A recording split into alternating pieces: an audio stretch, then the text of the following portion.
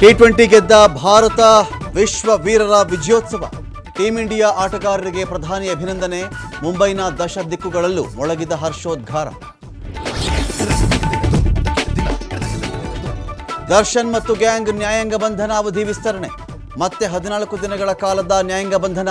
ಕೊನೆಗೂ ಮೌನ ಮುರಿದ ಮದರ್ ಇಂಡಿಯಾ ಸುಮಲತಾ.